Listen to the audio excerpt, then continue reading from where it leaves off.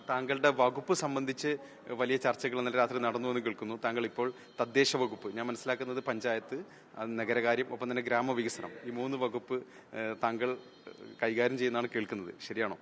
വകുപ്പുകൾ തീരുമാനിച്ചിട്ടില്ല ഇതുവരെ. വകുപ്പുകൾ തീരുമാനിക്കുന്നത് പാർട്ടിയാണ്. പക്ഷേ അതിനകത്ത് പാർട്ടികൾക്ക് ചില പാർട്ടി പറയുന്നതനുസരിച്ച് മാത്രമേ അത് നടക്കുള്ളൂ എന്നുള്ളതാണ്. ദിവ്യ നിയുക്ത മന്ത്രി KM ഷാജി ഇപ്പോൾ എനിക്കൊപ്പം ചേരുന്നു. അദ്ദേഹം സത്യപ്രതിജ്ഞയ്ക്ക് പോകാനുള്ള ഒരുക്കത്തിലാണ്.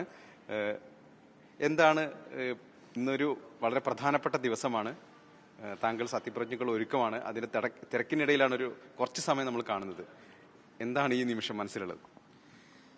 ഈ ഒരുപക്ഷെ തെരഞ്ഞെടുക്കപ്പെട്ട സമയം മുതൽ ആശങ്കപ്പെടുത്തുന്ന ഒരു കാര്യമുള്ളത്, ആദ്യം ജയിക്കുക എന്ന് പറയുന്ന ഒരു കാര്യമായിരുന്നു.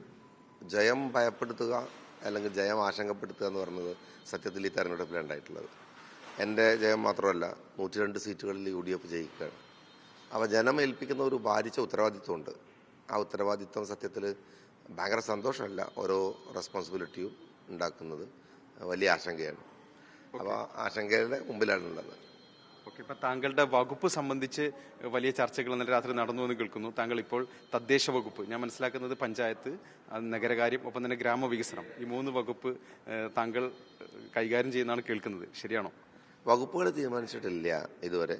വകുപ്പുകൾ തീരുമാനിക്കുന്നത് പാർട്ടിയാണ്. പക്ഷേ അതിനകത്ത് പാർട്ടികൾക്ക് ചില പാർട്ടി പറയുന്നതനുസരിച്ച് മാത്രമേ അത് നടക്കുള്ളൂ എന്നുള്ളതാണ്. താങ്കൾ എപ്പോഴാണ് ഇപ്പം സത്യപ്രതിജ്ഞയ്ക്ക് ഇറങ്ങുന്നത്?